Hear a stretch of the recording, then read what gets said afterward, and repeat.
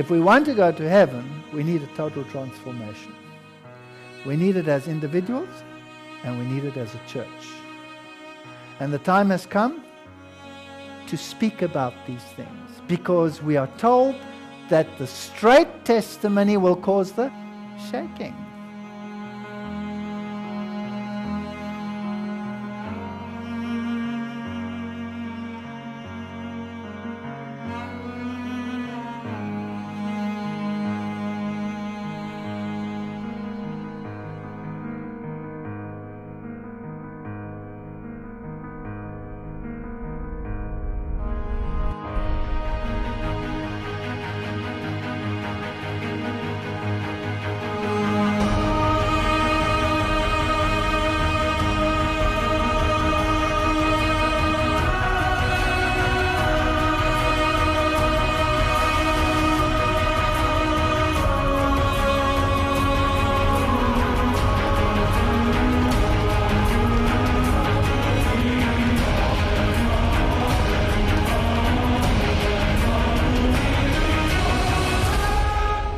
We will have to have a total transformation.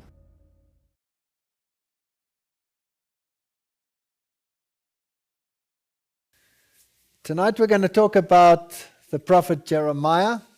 Esta noite vamos falar sobre Jeremias, e eu intitulei essa palestra Jeremias, Profeta da Destruição. Lembre-se que Jeremias era um dos profetas, profetizando no tempo da queda de Jerusalém. E é interessante notar que o profeta Daniel estava estudando as palavras do profeta Jeremias. O nosso texto base para toda a série Transformação Total é Romanos 12, verso 2. E não sede conformados com este mundo, mas sede transformados pela renovação do vosso entendimento, para que experimenteis qual seja a boa, agradável e perfeita vontade de Deus. Tem que ver com discernimento. E todas essas palestras que estamos fazendo são tipológicas e servem de tipo, de modelo para aquilo que está acontecendo em nosso tempo. A mensagem do Advento é um chamado ao arrependimento e à obediência, tanto para o mundo lá fora, na forma das 3 mensagens angélicas, como para a igreja. É uma espada de 2 gumes, esta mensagem. Neste conflito, o sábado será pivotal, e qual faca afiada separará pessoas do mundo e abrirá um abismo entre os que obedecem os preceitos de Deus e aqueles que não fazem. Haverá uma decisão.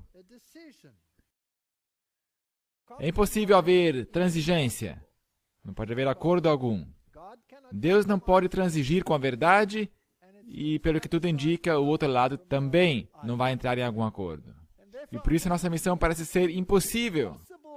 Nossa mensagem parece impossível de ser implementada e as chances de sucesso também parecem ser nulas.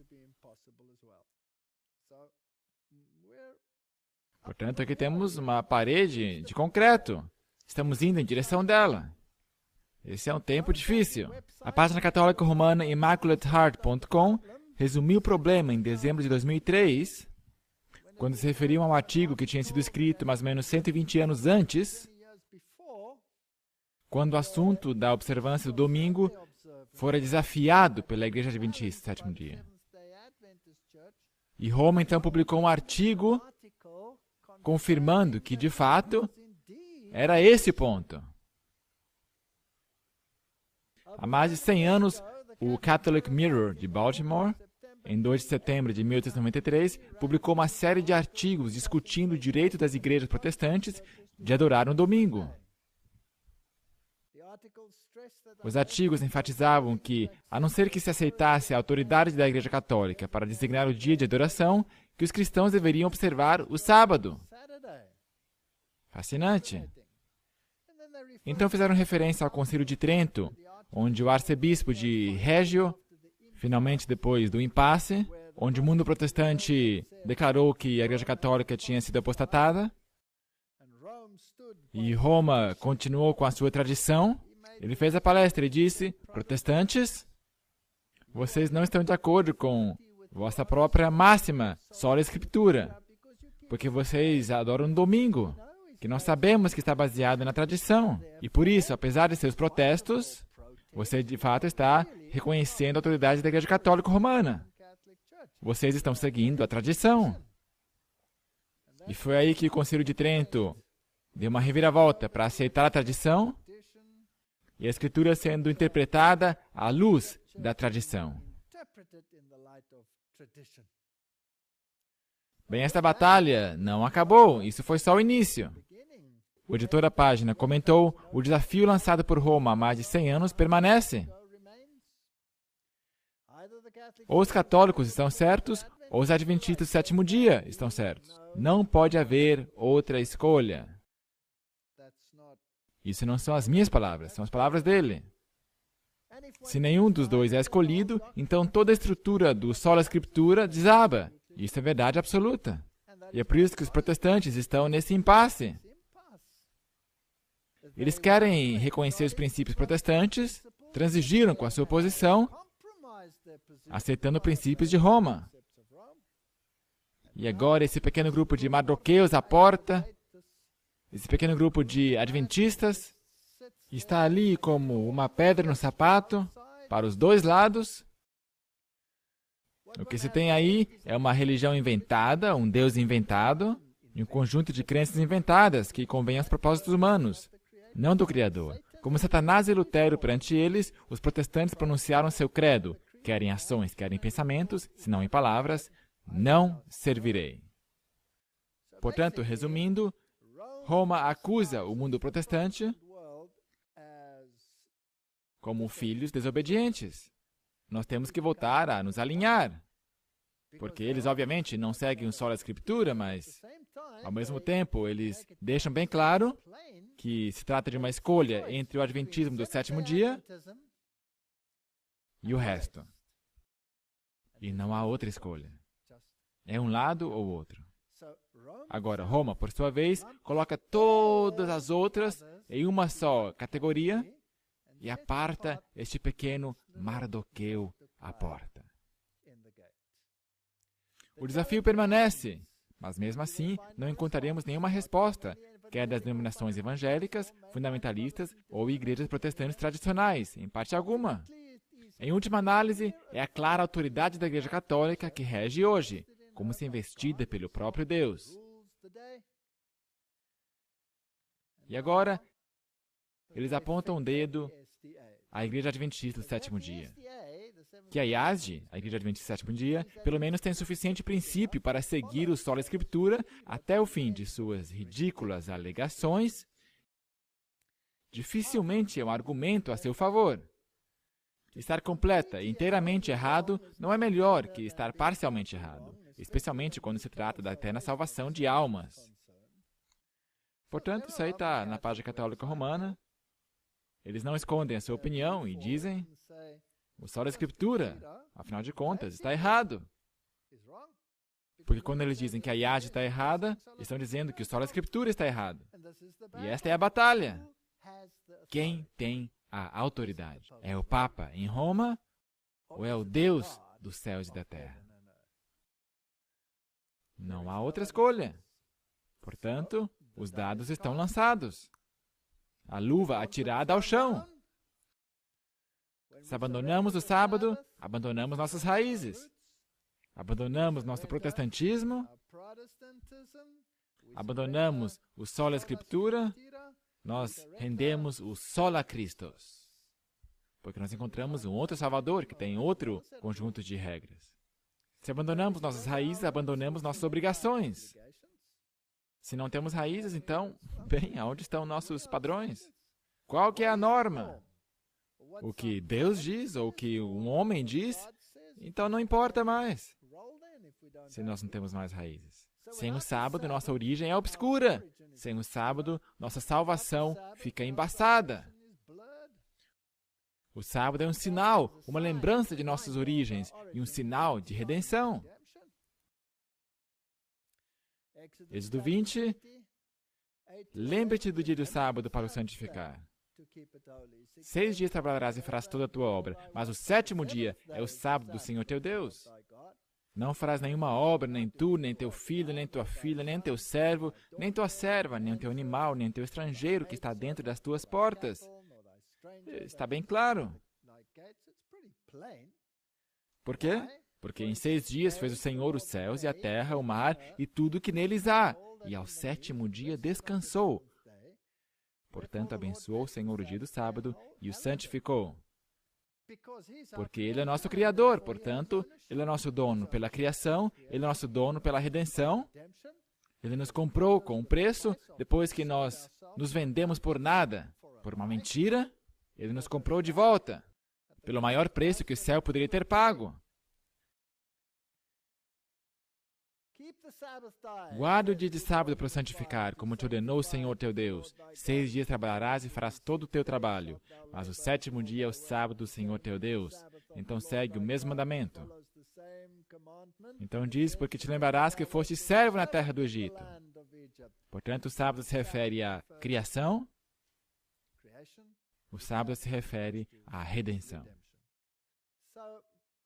Portanto, raciocinem comigo. É como se todo mundo estivesse encurvado em obliterar a memória de nossa nobre origem, colocando-nos no mesmo patamar com as brutas bestas, tendo evoluído há milhões de anos de nosso lodo primordial. Parece ser este o cenário que o mundo está abraçando. Isso, com certeza, marginaliza o sábado também, o cenário dos 6 dias. Quem que vai querer abraçar o conceito de 6 dias, com uma criação em 6 dias literais, se não houve uma? Com um início tão ignóbil, estamos progredindo rumo a algo melhor. Não houve queda. E se não houve queda, bem, então não há necessidade de salvação. Cristo está sendo posto de lado, e mesmo marcador histórico para o nascimento de nosso Salvador está sendo colocado de lado esses dias. Esse marco, como divisor da história, está sendo removido de todos os livros-texto para ser politicamente correto. Portanto, estamos eliminando a Cristo da história. Nós costumamos falar de AC e DC. Bem, antes de Cristo e depois de Cristo, ou AD Anno Domini. Mas agora começamos a falar de AEC e EC, antes da Era Comum e Era Comum. Bem, é uma designação bem estranha, porque será que o cristianismo é alguma coisa comum? O mundo está sendo programado para crer na lenda das origens, é obrigatório ensinar isso em todas as escolas. É interessante notar que todas as lendas começam com "era uma vez, há muito tempo atrás". E todos os livros-textos de biologia começam com "era uma vez, muitos milhões de anos atrás". Portanto, não há nenhuma diferença entre uma lenda e a ciência moderna, ou a filosofia da ciência moderna. A evolução não conhece moralidade. Se eu sair do lodo primordial e estou me movendo em direção a algo melhor, portanto, não há moralidade inerente, nem há nenhum parâmetro de certo e errado. Portanto, a humanidade crê que pode deixar a moralidade de lado, o que ela fez. Então, quando as consequências se tornam calamitosas, quando as pessoas começam a morrer de doenças sexualmente transmissíveis, por promiscuidade, ou o que quer que seja, então é melhor substituir essa divisa moralidade com alguma outra coisa. E nós encontramos o termo precaução. Não é interessante? Vamos ter precaução e sacrificar a moralidade sobre o altar. E esse é o mundo no qual vivemos. Esse é o mundo em que vivemos. Romanos 1,16. Porque não me envergonho do Evangelho de Cristo, pois é o poder de Deus para a salvação de todo aquele que crê, primeiro do judeu e também do grego. Todos podem ser salvos. A salvação não exclui a ninguém,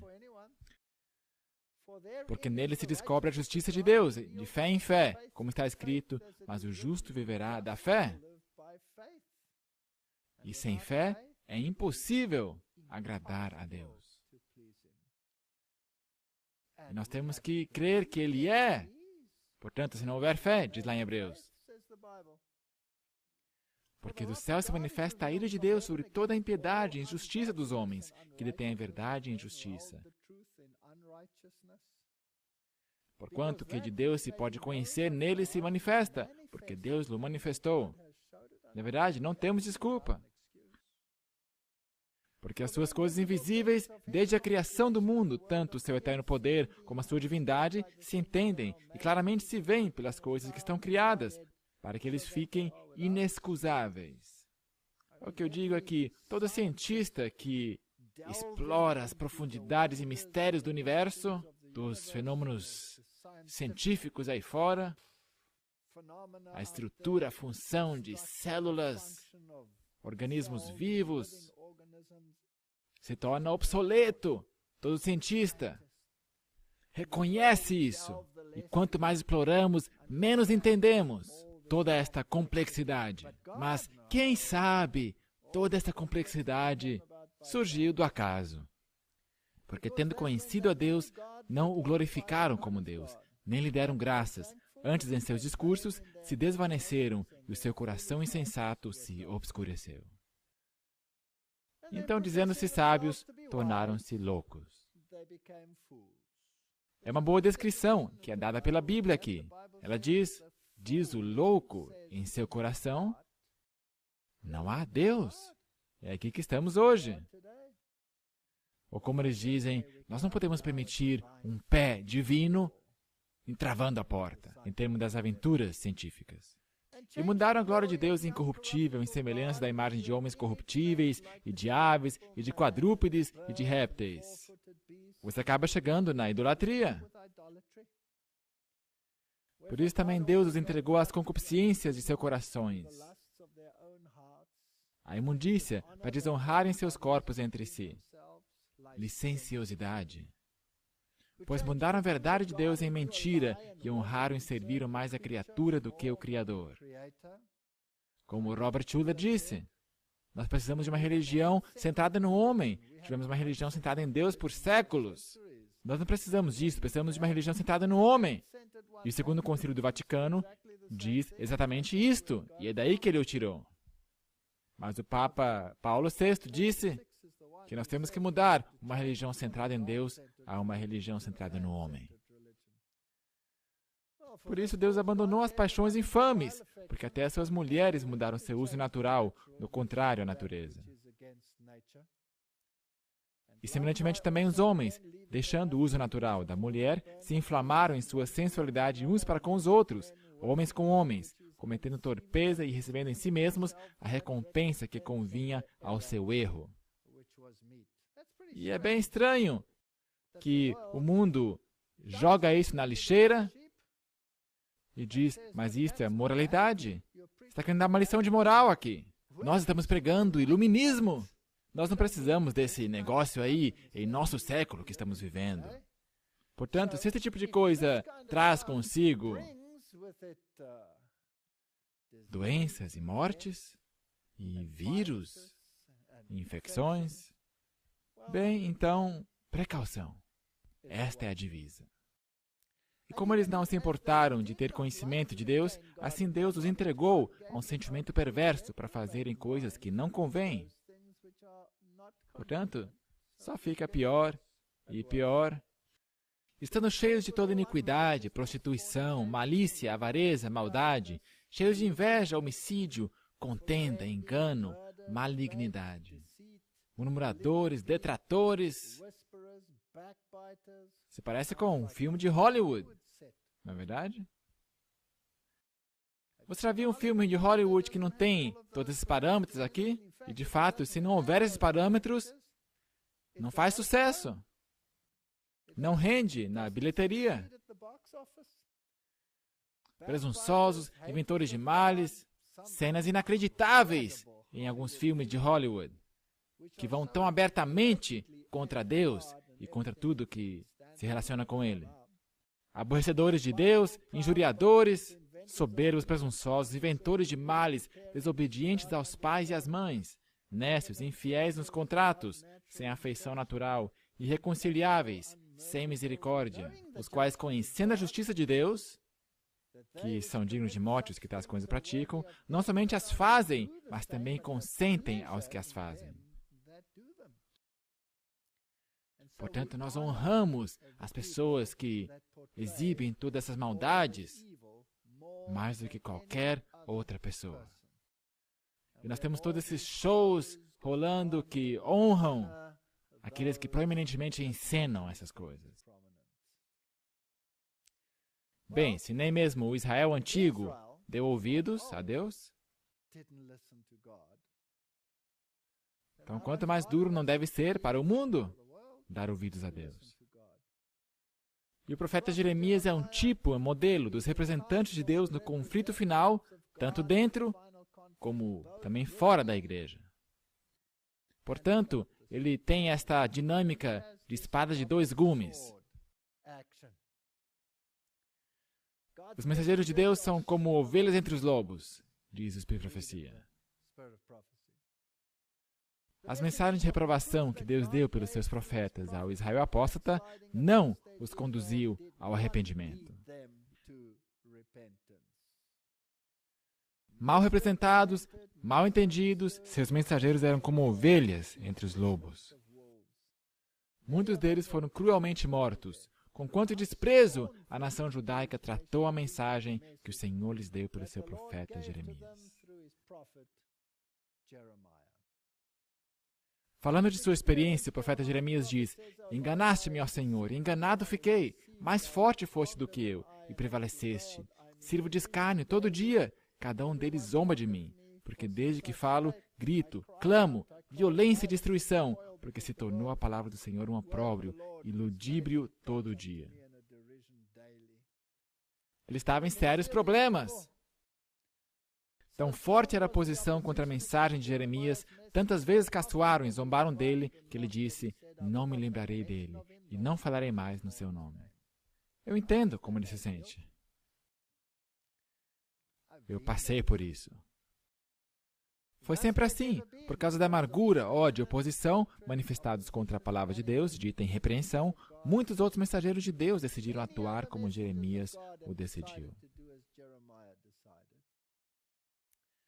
Mas o que esse profeta de Deus fez depois de sua decisão?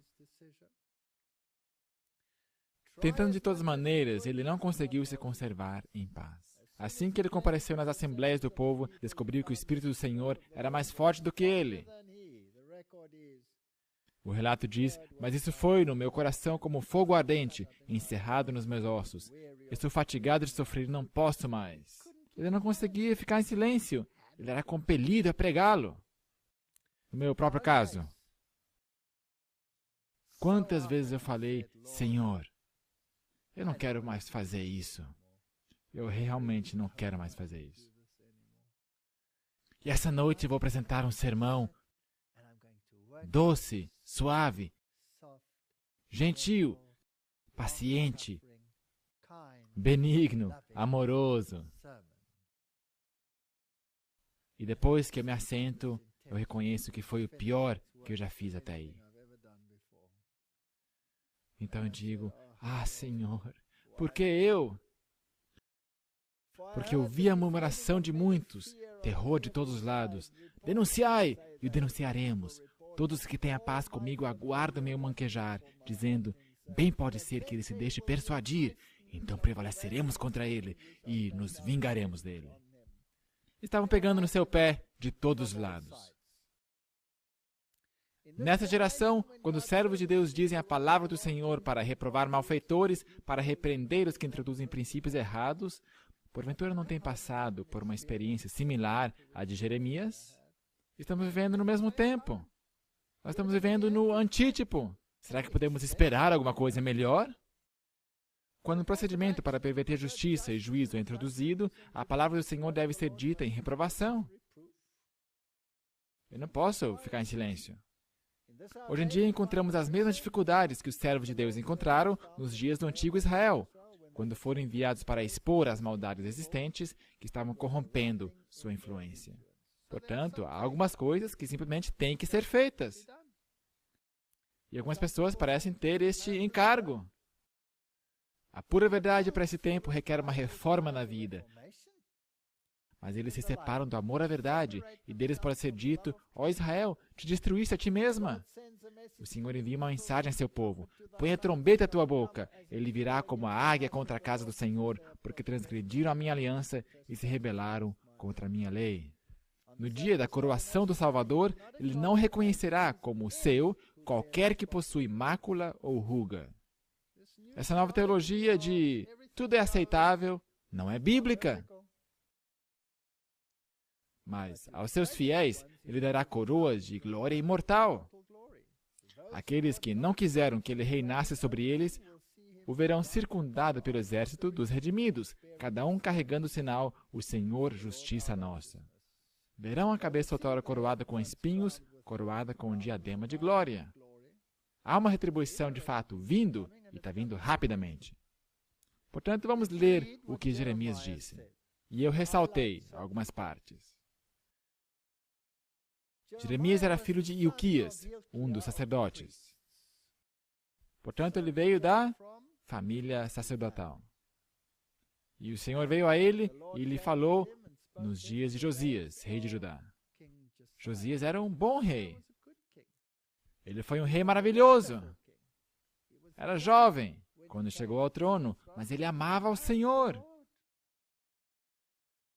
Ao qual veio a palavra do Senhor nos dias de Josias, filho de Amon, rei de Judá, no 13º ano do seu reinado. Ele veio também nos dias de Jeoaquim, filho de Josias, rei de Judá, e é aí que descem o escorregadio barranco. Até o fim do ano 10º de Zedequias, isso é bem no final. Filho de Josias, rei de Judá, até o fim do ano 10º de Zedequias, filho de Josias. Portanto, até o segundo cerco e a destruição de Jerusalém. Foi aí que ele viveu. Então veio a minha palavra do Senhor dizendo: antes que te formasse no ventre, te conheci, e antes que saísses da madre, te santifiquei às nações. Uau! Qual que é a implicação disso para a moderna doutrina do aborto? É um problema.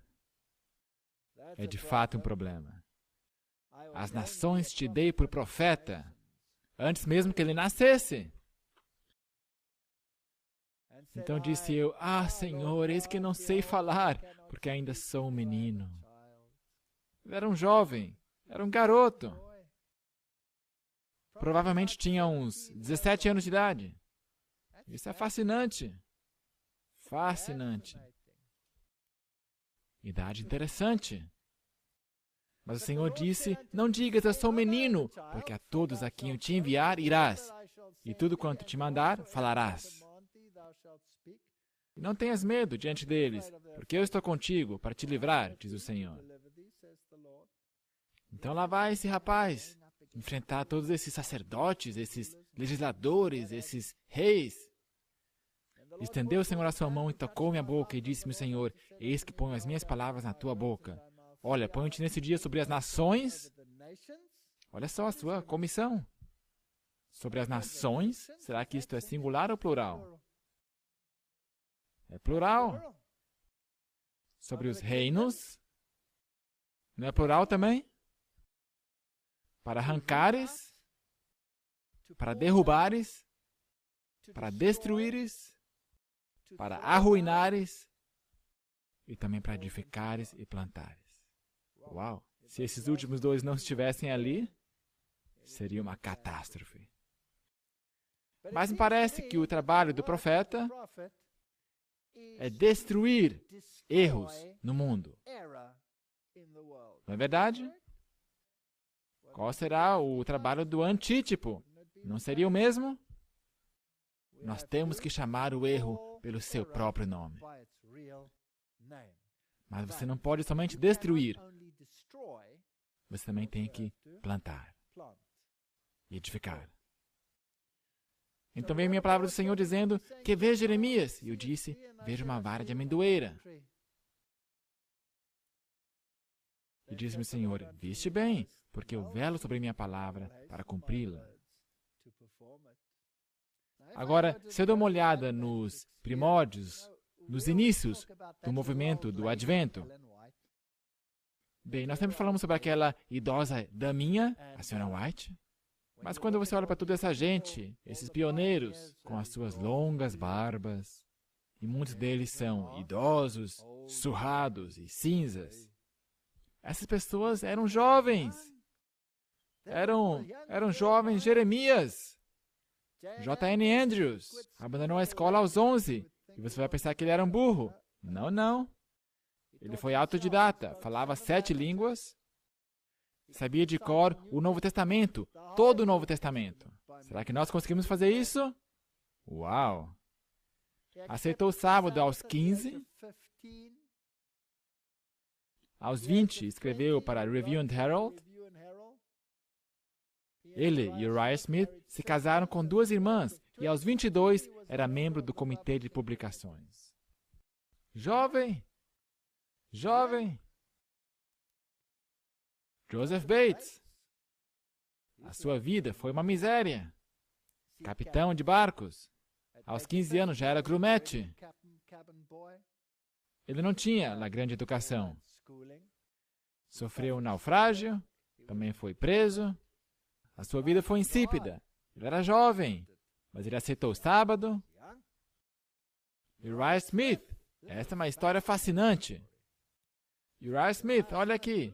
Porque olhando assim parece que só tem barba cinza. Não. Perdeu uma perna quando tinha 12 anos de idade, em 1854. Portanto, no ano do desapontamento, ele tinha 12 anos de idade. Inventou o joelho flexível e a articulação do tornozelo, ainda usados hoje em dia em próteses. Ele tinha sua perna amputada aqui perto do joelho. Ele tinha uma missão. Ele não podia ficar aí vagando. Não, ele se lançou ao trabalho. Então ele desenhou uma perna para que ele se pudesse locomover e mexer o tornozelo e o joelho. E de pensar que esse desenho ainda é usado hoje em dia, isso é incrível. Eu não posso ser detido por uma perna.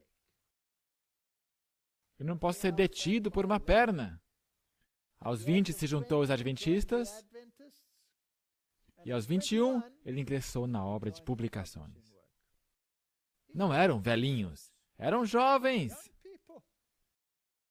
Eu não vou passar por todos eles. Ellen Harmon, 17 anos de idade, quando foi chamada a ser uma profetisa. 17 anos de idade.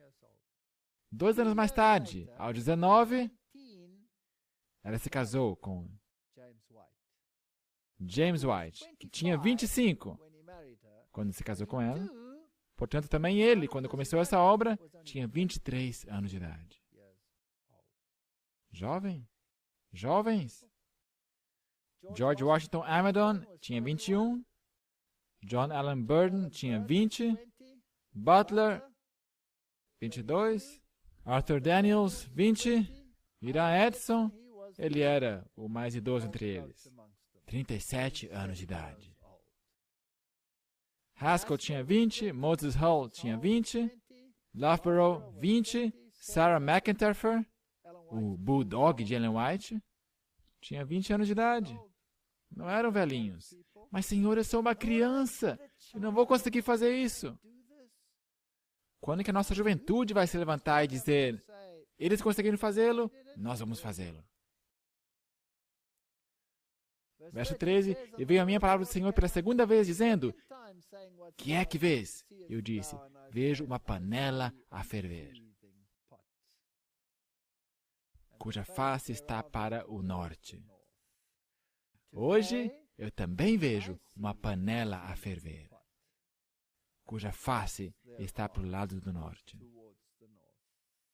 Babilônia está a caminho. Eu posso ouvir o estrondo das rodas babilônicas ao elas se aproximarem de Jerusalém. E disse o Senhor: do norte se descobrirá o mal sobre todos os habitantes da terra, porque eis que eu convoco todas as famílias dos reinos do norte. Reinos? Todas as famílias? Diz o Senhor. E virão, cada um porá o seu trono à entrada das portas de Jerusalém.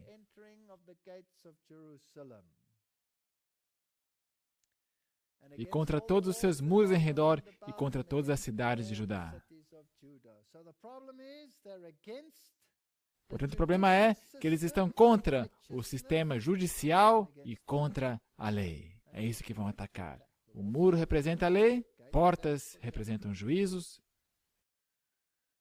E eu pronunciarei contra eles os meus juízos, por causa de toda a sua malícia, pois me deixaram e queimaram incenso a deuses estranhos e se encurvaram diante das obras de suas mãos. Portanto, Deus vai trazer retribuição sobre o seu próprio povo infiel. A circunstância deles vindo do lado do norte será usada para limpar a igreja de Deus. A mesma coisa no antítipo. Tu, pois, cinge os teus lombos e levanta-te, e dize-lhes tudo quanto eu te mandar. Não te espantes diante deles, para que eu não te envergonhe diante deles. Nós temos a nossa fé. Nós sabemos em quem cremos. Se nós tivermos medo e tremermos, eles nos vão vencer. Pois eis que hoje te ponho por cidade forte e por coluna de ferro, dizendo a Jeremias. E por muros de bronze contra toda a terra, contra os reis de Judá, contra os seus príncipes, contra os seus sacerdotes e contra o povo da terra. A oposição de dentro vem do nível mais alto ao nível mais baixo. E pelejarão contra ti, mas não prevalecerão contra ti, porque eu sou contigo, diz o Senhor, para te livrar. Esta mensagem não vai falhar, apesar da oposição. Portanto, Jeremias advertiu contra o norte, contra a Babilônia, e advertiu contra a apostasia interna. Esse foi o seu encargo. E veio a minha palavra do Senhor, dizendo: vai, clama aos ouvidos de Jerusalém, dizendo: assim diz o Senhor, lembro-me de ti, da piedade da tua mocidade e do amor do teu noivado, quando me seguias no deserto, uma terra que não se semeava. Então Israel era santidade para o Senhor.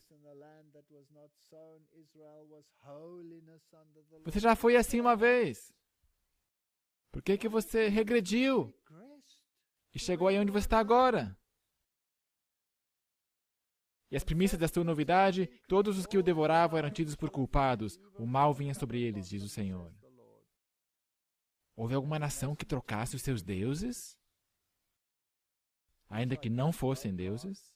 Todavia o meu povo trocou a sua glória por aquilo que é de nenhum proveito.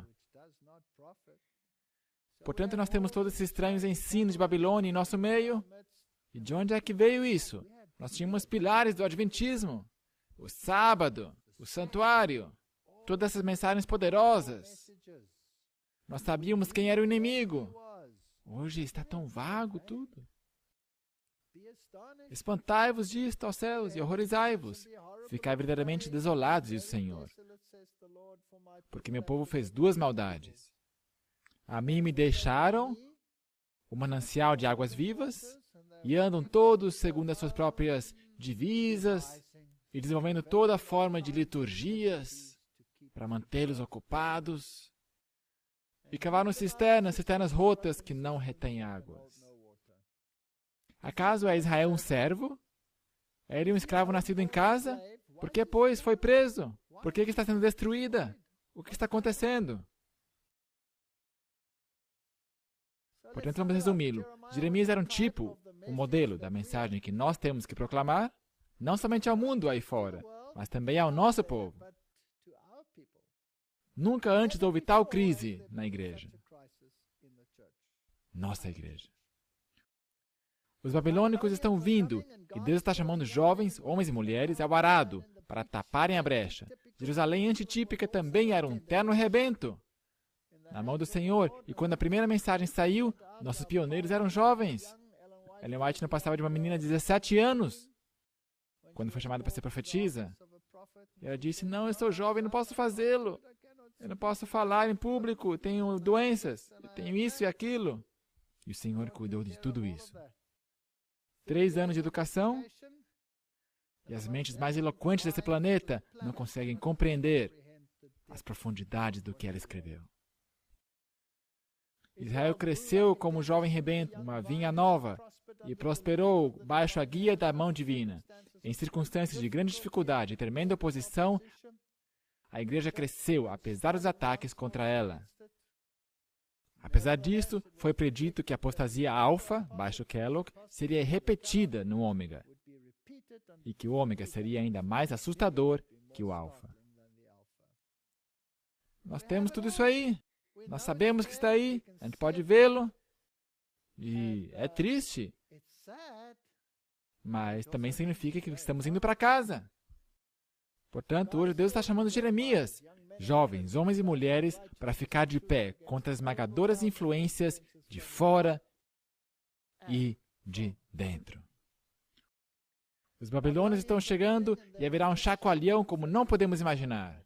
Tudo que pode ser sacudido será sacudido. Oh, se tão somente estivéssemos acordados para enxergar o perigo, mas não há 1 em 20 que está pronto para o que está vindo. Isso aí está escrito, podemos conferi-lo. O rei do norte já está armando sua tenda dentro das muralhas de Jerusalém. Vamos dar uma olhada nisso. Daniel 11. A partir do verso 40. Lembre-se que Daniel e Jeremias eram contemporâneos. No tempo do fim, o rei do sul lutará com ele, e o rei do norte se levantará contra ele com carros, e com cavaleiros, e com muitos navios. Fascinante.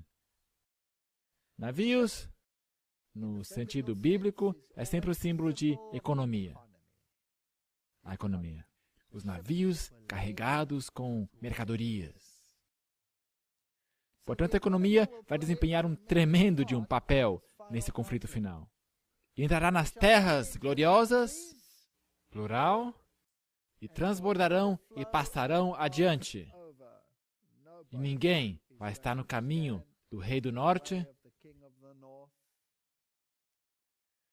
Entrará também na terra gloriosa.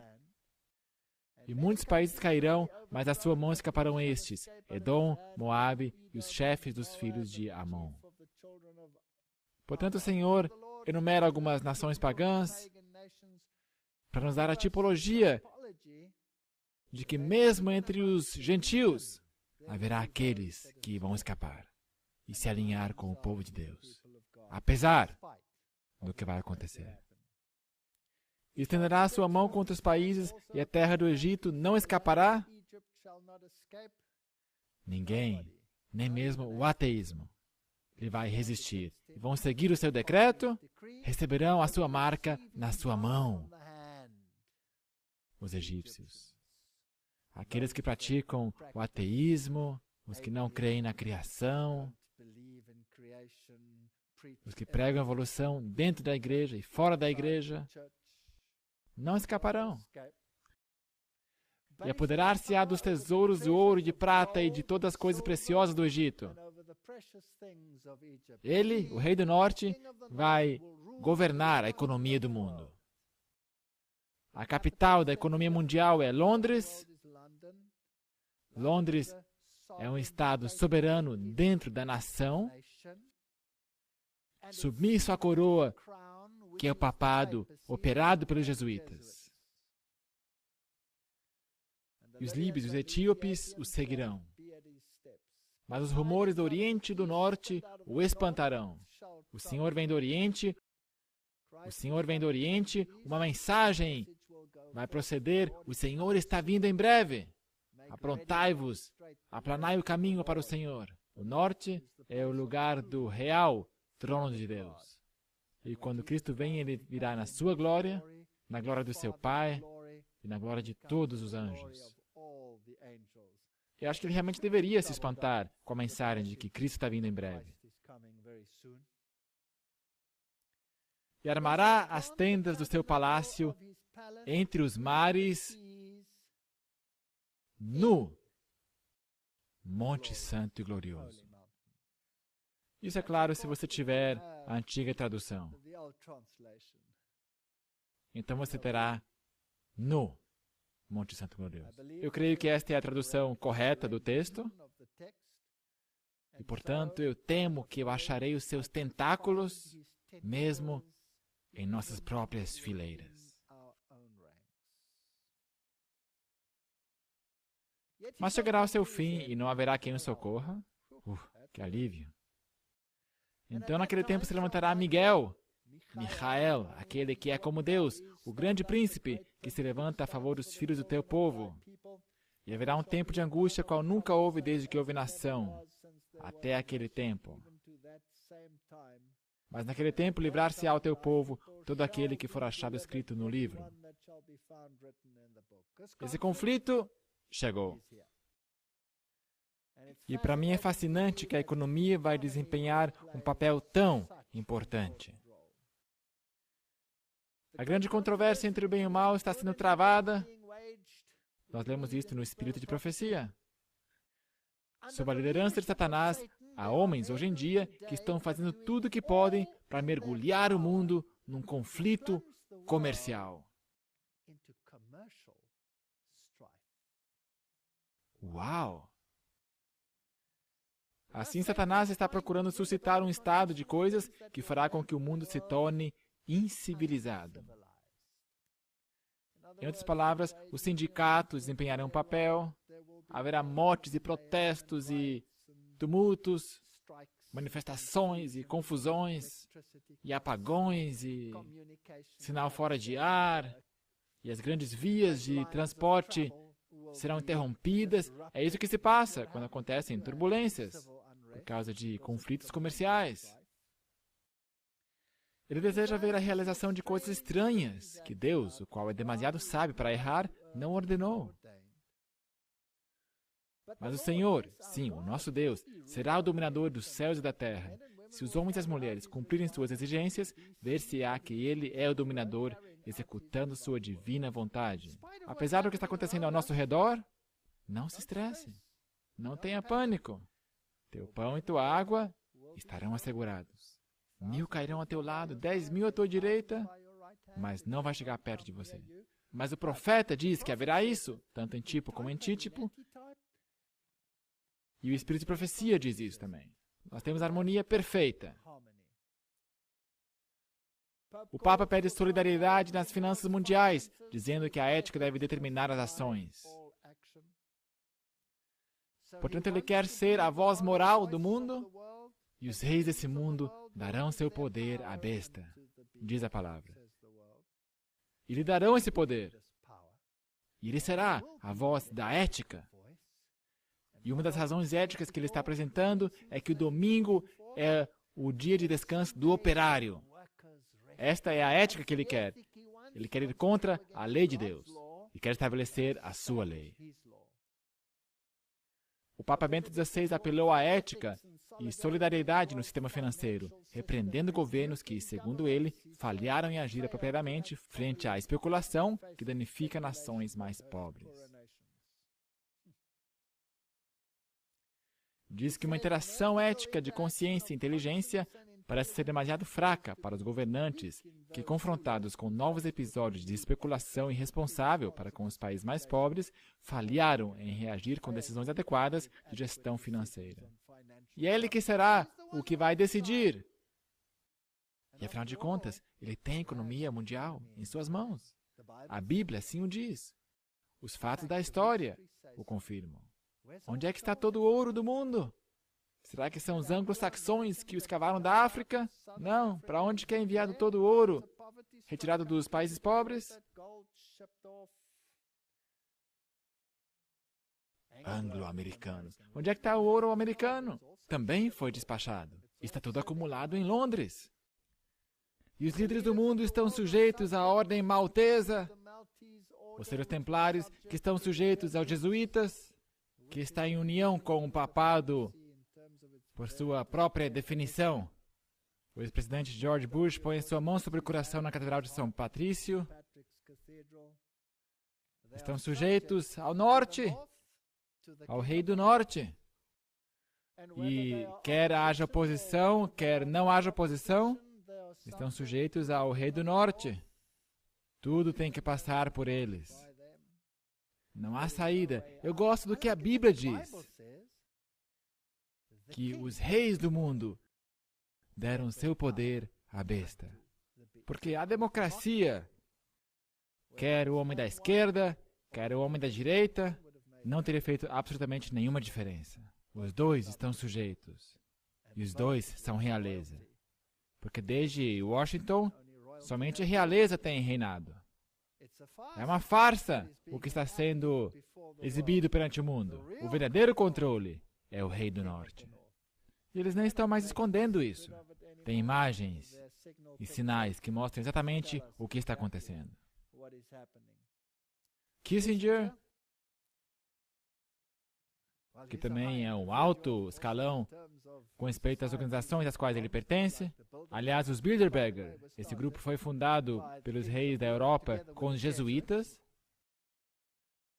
Obama aparelhado para criar uma nova ordem mundial. O guru de política diz que a reviravolta global apresenta grande oportunidade. Conflitos por todo o globo e um respeito internacional por Barack Obama criaram um cenário perfeito para o estabelecimento de uma nova ordem mundial. De acordo com Henry Kissinger, portador do Prêmio Nobel de Paz e antigo secretário de Estado dos Estados Unidos, abaixo do presidente Nixon. O presidente recém-eleito está assumindo o cargo quando está vendo uma reviravolta em várias partes do mundo simultaneamente. Então ele comenta sobre essa reviravolta e diz: uma nova ordem mundial pode ser criada, é uma grande oportunidade. Não é simplesmente uma crise. Há uma necessidade por uma nova ordem mundial. Eu penso que no final deste mandato, com todo o seu tumulto, e no início do próximo, poderemos testemunhar a criação de uma nova ordem mundial. Não é uma afirmação incrível essa?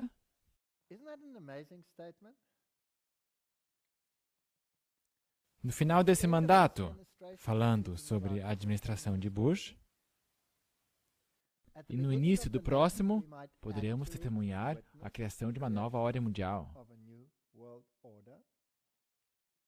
As pessoas estão olhando para o abismo, diz ele. Mesmo no mundo islâmico, temos esse caos aí. Então, Haynes, da CNBC, concluiu a entrevista perguntando a Kissinger: você gostou das pessoas que o presidente eleito Obama escolheu para o seu gabinete? E se você der uma olhada nessa lista, se trata dos caras, jesuítas. Kissinger respondeu: ele nomeou um grupo de pessoas extraordinariamente capazes, tanto no palco internacional como no cenário financeiro. Rei do Norte. Quem pode lutar contra ele? Ele tem a economia na sua mão e tem o aspecto militar na sua mão. Esta foi a entrevista. Kissinger tem uma voz meio rouca, como está a minha no momento. Mas, escute.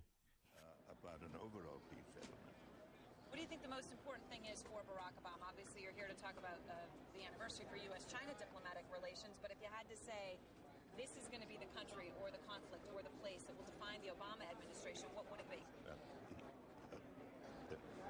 The president-elect is coming into office at a moment when there are upheavals in many parts of the world simultaneously. You have India, Pakistan, you have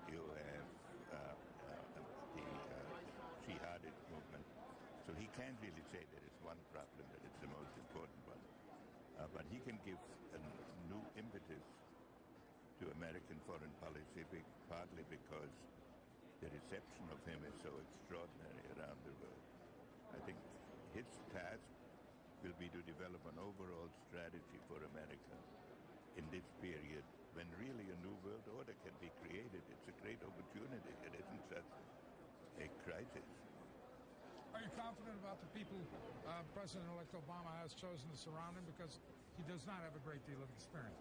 No, he has appointed an extraordinarily able group of people in both the international and financial field. Mr. Secretary, we thank you very much for your time. Dr. Kissinger, thank you Appreciate very it. much. Agora vocês ouviram com seus próprios ouvidos o que Kissinger tem a dizer. Vamos dar uma olhada na Inglaterra, as Ilhas Britânicas, em 1982, quando João Paulo II visitou ali. Aí tivemos esta cena, ele beijando o solo, que sempre é um símbolo de que ele os reclama para si mesmo. Eles são meus.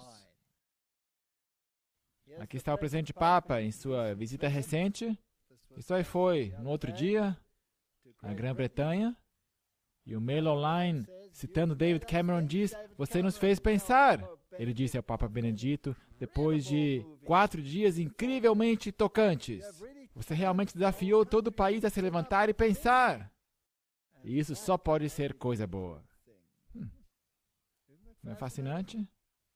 O primeiro-ministro, que se descreveu como tendo uma fé tipo clássica da Igreja da Inglaterra, uma fé que às vezes esquenta e depois esfria, disse que religião está no coração desta nova dispensação. Portanto, aqui, outra vez, o rei do norte, ele vai conquistar o secularismo desses últimos tempos. Ele vai aplastar o rei do sul. E ele vai reinar. Se despedindo, o primeiro-ministro agradeceu ao Papa por desafiar os britânicos a se levantar e pensar. Também é incrível que uma canonização aconteceu ali, e provavelmente aqui não é o lugar de falar sobre todas aquelas coisas. Portanto, Kissinger disse que essa nova ordem mundial pode vir no tempo de Obama. Ele disse que é uma oportunidade sem precedentes. Nós podemos, na verdade, ver que isso aí está vindo. O Papa apela por uma nova ordem mundial. Aqui estão as manchetes. Então, em 24 de maio, Obama busca uma nova ordem internacional. Será que estão se movendo nessa direção ou não? Certamente parecem estar. Um chamado ao arrependimento para dentro, uma advertência aos de fora. Será que é isso que nós precisamos no tempo que vivemos, sim ou não? Eu estou convencido. Jeremias 4, verso 4. Considerai-vos ao Senhor e tirai os prepúcios do vosso coração, ó homens de Judá e habitantes de Jerusalém, para que o meu furor não venha sair como fogo e arda de modo que não haja quem o apague por causa da malícia de vossas obras. É uma mensagem para os de fora, uma mensagem para os de dentro. Portanto, há esta advertência sobre a invasão iminente. Anunciai em Judá e fazei ouvir em Jerusalém, e dizei: tocai a trombeta na terra, gritai em alta voz, dizendo: ajuntai-vos e entremos nas cidades fortificadas. Se já houve um tempo em que Israel deveria fortificar-se a si mesma, o Israel antitípico, então é agora. Arvorai a bandeira rumo a Sião. Elevai o estandarte. Erguei-o. Não vos detenhais, porque eu trago do norte o mal, uma grande destruição. Nós estamos às portas. Já um leão subiu da sua ramada, diz Jeremias 4, verso 7. E um destruidor dos gentios, ele já partiu e saiu do seu lugar para fazer da sua terra uma desolação, a fim de que as tuas cidades sejam destruídas e ninguém habite nelas. Está vindo. Dessa vez ele está vindo. Agora, pois, quando serás assoladas, diz o verso 30, que farás? Ainda que te visse de carmesim, eu usei a New King James aqui, a versão, porque a outra pode ser um pouquinho difícil de entender para algumas pessoas de hoje, por causa do inglês arcaico. Mas aqui está bem claro. O que você vai fazer? Você quer vestir-se de carmesim? Igreja? Ele está falando da igreja. Ele está falando à nossa igreja. Ele está falando à Igreja Adventista do Sétimo Dia, que é o antítipo desse movimento. Será que você quer se vestir de carmesim? Quem que se veste de carmesim? Por acaso não são as prostitutas que fazem isso? Exercer o papel de prostituta? Você acha que isso vai te ajudar? Ainda que te adornes com enfeites de ouro? Ainda que te pintes em volta os teus olhos? Ainda que te faça parecer aceitável à vista do mundo e bonita? Isso não vai te ajudar. Debalde te farias bela. Os amantes te desprezam e procuram tirar-te a vida. Não vai ajudar. Sair do movimento ecumênico. Entrai na cidade fortificada. Os babilônios estão vindo. Não adianta se vestir de carmesim e de tuas vestimentas e aumentar os teus olhos. Não vai te ajudar.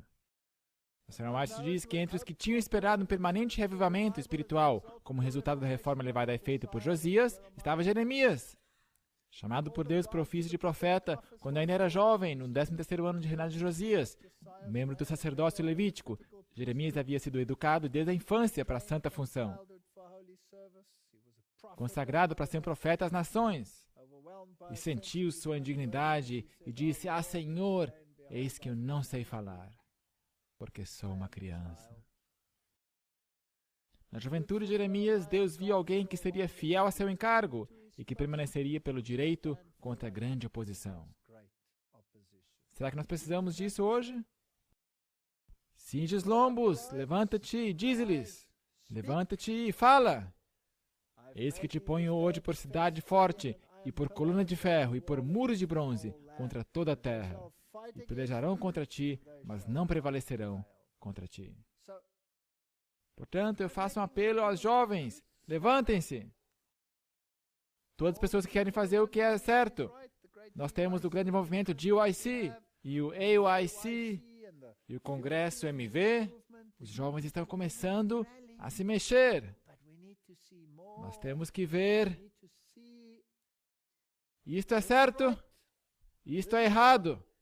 Nós nos levantamos para aquilo que é certo, nós não vamos mais tolerar o que está errado. Nós não queremos mais isso. O rei está vindo do norte. Por 40 anos, Jeremias devia estar diante da nação como testemunho da verdade e da justiça. Num tempo de apostasia sem paralelo, devia ele exemplificar na vida e no caráter a adoração do verdadeiro Deus. 40 anos. O que é isso? Uma geração. A última geração. Ele estava pregando, então viria o fim. E quando aprisionado por causa de suas destemidas afirmações, devia ainda falar contra o pecado nos altos. Desprezado, odiado, rejeitado dos homens, havia ele de finalmente testemunhar o cumprimento literal de suas próprias profecias, de iminente condenação, e partilhar a tristeza e dor que seguiriam a destruição da cidade condenada. E eu estou certo que nós vamos também testemunhar isso. Muitas vezes ele se desesperou. Muitas vezes ele quis desistir. Mas a palavra do Senhor era um fogo no seu estômago e não conseguiu se acalmar. Seus rogos e advertências foram rejeitados por muitos, incluindo na liderança de Israel. E assim nós temos que esperar o mesmo hoje. Mas não foi todo mundo que o rejeitou. Só porque as pessoas o rejeitam não quer dizer que a gente não vai pregá-lo. Jeremias 20, verso 7. Ó Senhor, me persuadiste. Mais forte foste do que eu, prevaleceste. Sirvo de escárnio todo dia. Eu clamo violência e destruição, porque se tornou a palavra do Senhor um opróbrio e ludíbrio todo dia. Então ele disse essas terríveis palavras: acabou, eu não vou mais falar sobre isso. Por que eu deveria ficar falando isso? Mas então, isso foi um fogo ardente no seu coração. E ele não conseguiu mais. Eu posso me identificar tanto com esse homem. Eu passei por isso. Eu disse: Senhor, eu não posso mais fazer isso. Eu literalmente falei isso. Eu vou parar com isso. E o Senhor me deixou sozinho. E eu fiquei lá, na minha fazenda, fazendo minhas coisas. E só uma semana me passou, e eu perguntei: Senhor, por que não vai mais me usar outra vez? Ninguém mais está perguntando, ninguém mais está me ligando, eu acho que acabou, ok? Não, não funciona assim.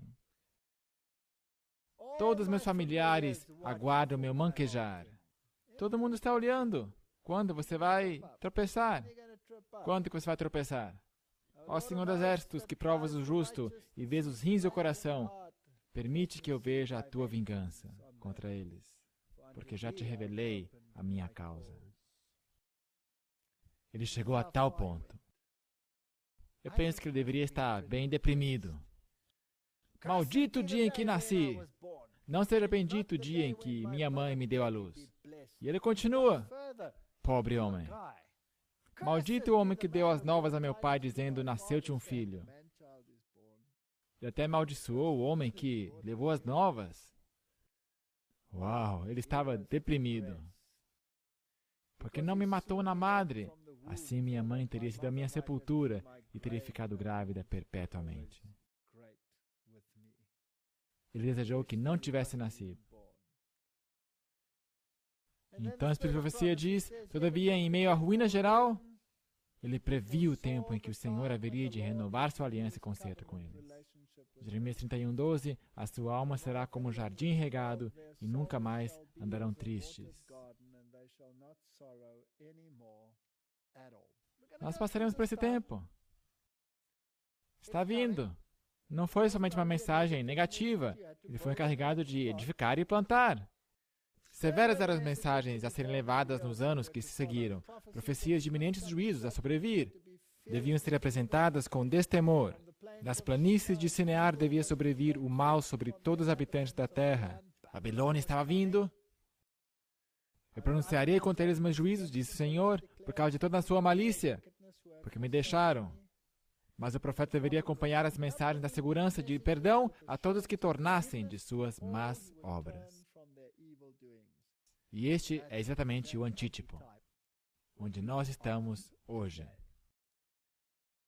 Mensagens como aquelas apresentadas por Jeremias serão tão pouco toleradas hoje como a seu tempo. Eles vão te pôr na cisterna, eles vão calar a tua boca, eles vão te algemar. Eram fortes palavras de advertência, mensagens políticas. Eram políticas? Claro que eram. De destruição iminente de Babilônia. Hoje Babilônia está revistando suas forças, uniões políticas estão sendo forjadas e o mundo está rapidamente se movendo em direção ao Estado totalitarista, tão favorecido pelo atual rei do Norte. Afinal de contas, o porta-voz oficial dos jesuítas diz que fascismo é o regime que eles escolheram. Não temos ideia do que nos aguarda. Em seu livro Megalomania Eclesiástica, John Robbins explica a desesperada escuridão que podemos esperar desse sistema. Enquanto o mundo grita paz e segurança, Roma está fortalecendo suas forças e em breve vai irromper com grande furor e apanhar cada nação de surpresa.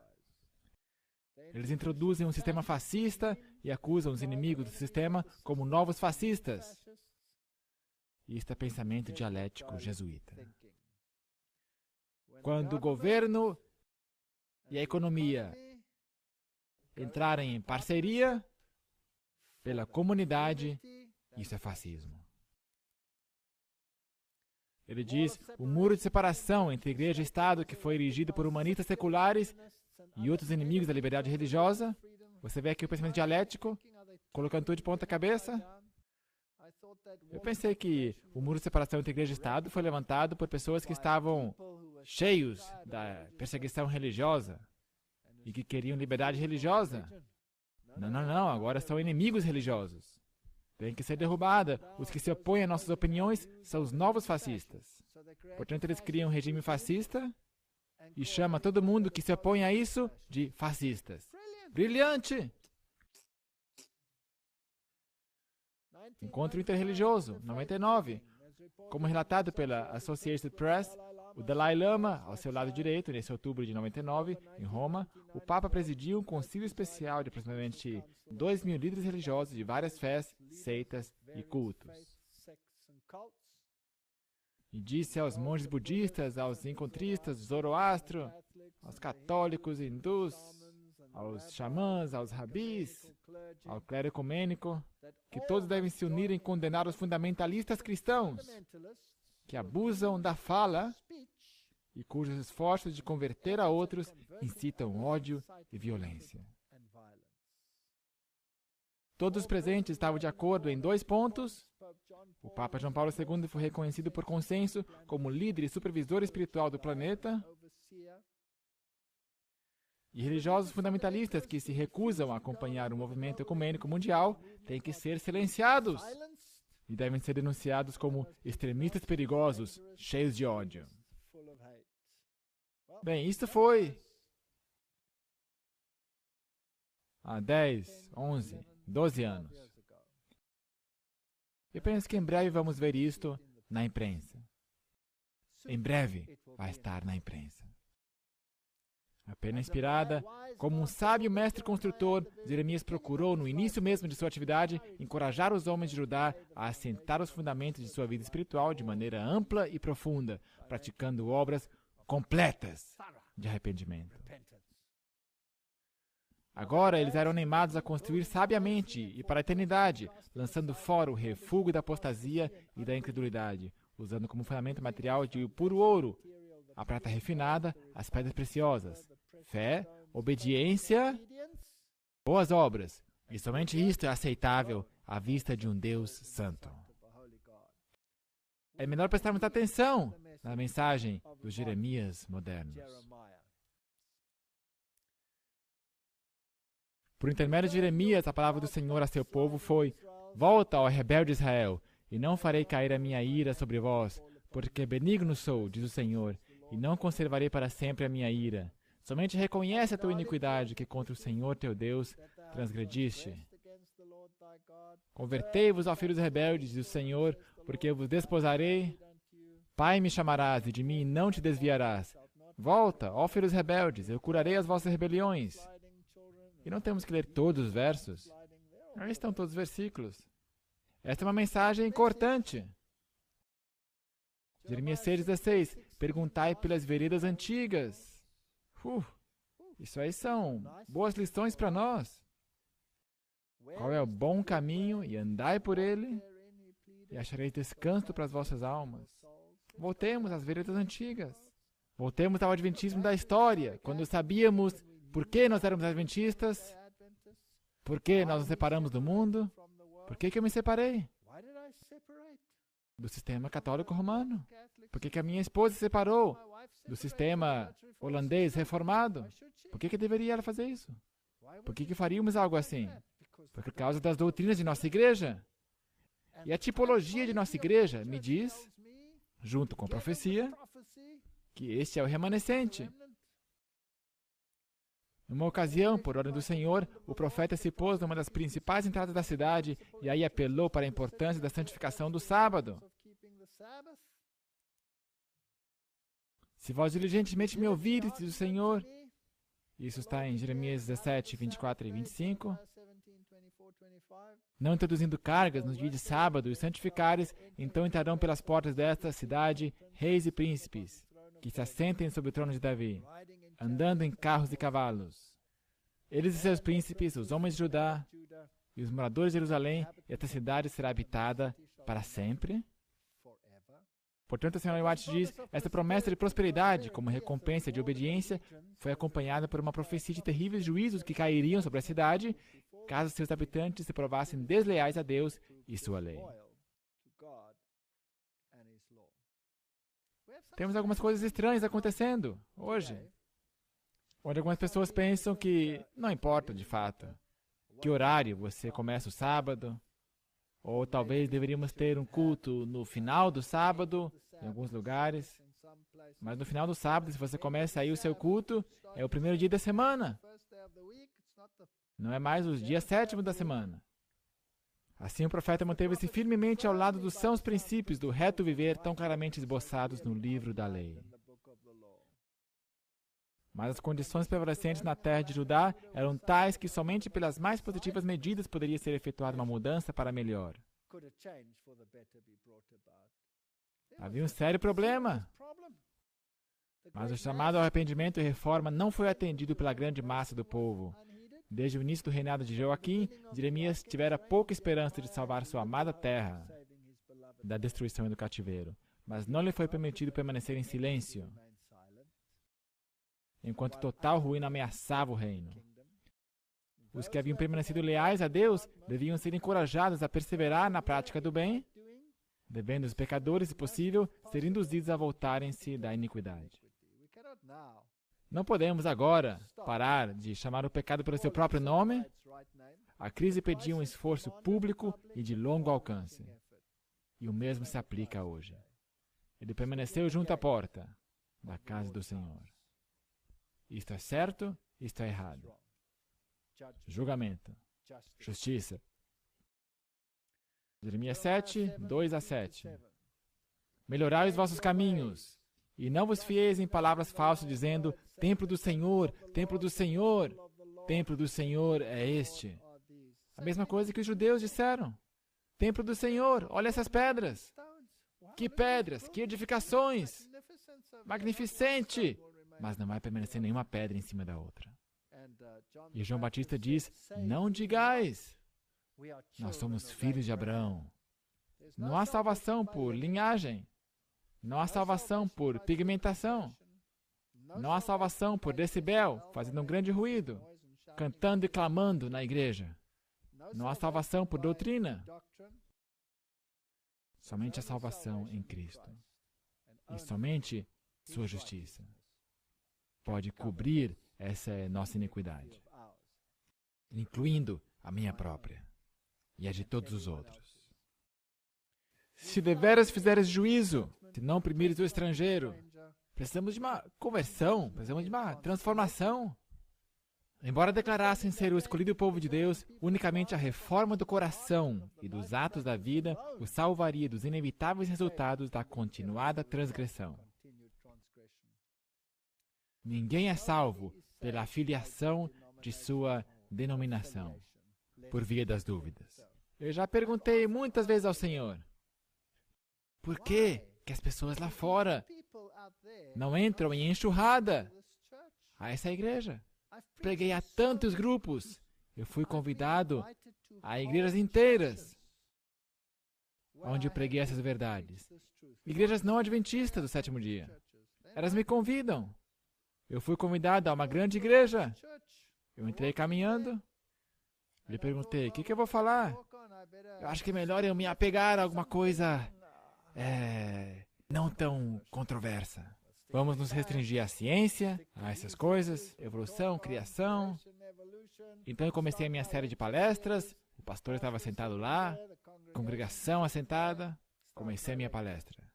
O pastor se levanta. Ele vem a mim e me diz, nós queremos saber. Nós queremos saber a verdade. Você poderia, por favor, nos dizer quem é o anticristo? Uau! Você poderia, por favor, pregar para nós sobre profecia? Você poderia, por favor, pregar sobre o sábado? Igrejas não adventistas. E hoje temos igrejas inteiras guardando o sábado, fazendo tudo o que se deveria. E crendo na mensagem do santuário, crendo em tudo, guardando os mandamentos de Deus, mas eles não estão se juntando na igreja adventista. Por que não? Talvez nós não estamos prontos para recebê-los. A nação escolhida tinha andado nos seus próprios conselhos, no propósito do seu coração malvado, e andaram para trás e não para diante. Jeremias 7, 23 e 24. Por que, o Senhor inquiriu, se desvia esse povo de Jerusalém com uma apostasia contínua? Jeremias 8, 5. E se o tipo é desse jeito, então o antítipo também o será. Nós temos que fazer uma séria introspecção. Jeremias 5, verso 3, a verdade já pereceu, lamentou ele, e se arrancou da sua boca, até a cegonha do céu conhece os seus tempos determinados, e a rola e o grou e a andorinha observam o tempo de sua arribação. Mas o meu povo não conhece o juízo do Senhor. Porventura, por essas coisas, não os visitaria, diz o Senhor, ou não se vingaria a minha alma de gente como esta? Nós não podemos ler esses livros do Antigo Testamento e descartá-los ao lixão da história antiga. Não, são tipológicos e se aplicam a nós. Portanto, fazemos as mesmas coisas. Ensinos babilônicos estão em nossas fileiras e de evolução. Hoje está mais em alta do que um assim diz o Senhor. Estilos de adoração babilônios, nós os temos todos. Estão todos aí. São mais desejáveis do que um culto racional. Em nenhum lugar essas festas litúrgicas induziram a um revivamento e análise de coração, mas levaram a contendas, miséria e apostasia. Aonde quer que sejam praticados no mundo. Pregue a palavra, omita a palha. Esses anseiam desesperadamente por algo novo e estranho para apresentar. Em seu zelo de ser originais, alguns virão com ideias fantasiosas que não passam de palha. Então nós temos igrejas café e todas essas coisas. Mesmo hoje em dia, há um declínio dos sublimes e vivos assuntos. Temos igrejas com grandes pôsteres e desenhos que dizem: solte as rédeas. O que é isso? Um declínio ao ridículo e fantasioso, e mentes sensacionalistas estão prontas para agarrar suposições, conjecturas, teorias humanas e a falsa ciência como verdade a serem aceitadas e ensinadas. Nós temos tudo isso em nosso meio. E apesar disso, esta é a menina dos olhos de Deus. Eles colocam um teste para a salvação em especulações sem um claro assim diz o Senhor. Assim introduzem um monte de lixo, madeira, feno e palha, como se fosse precioso metal a ser usado sobre a pedra fundamental. Isso não vai resistir ao teste do fogo, mas será consumido. O Espírito de Profecia diz assim. A tipologia diz isso. Vamos dar uma olhada nesse interessante relatório. Crescimento de igreja nas igrejas contemporâneas da divisão do Pacífico Sul. Escrito pelo pastor E.B. Price, publicado em 31 de outubro de 2002. Já faz um tempinho. Últimos relatos mostram que 5 novas igrejas que foram plantadas na divisão Pacífico Sul entre 1985 e 1997 passaram por desastres similares e tragédias como aquelas relatadas sobre as igrejas de Celebration na divisão norte-americana.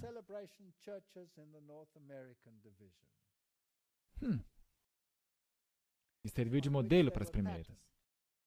De onde que elas vêm? Isso aí é a teologia Willow Creek, é a teologia Saddleback.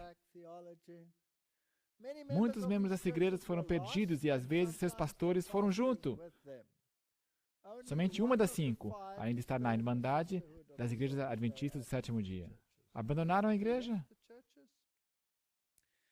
e foram tidos como grande sucesso porque cresciam como louco.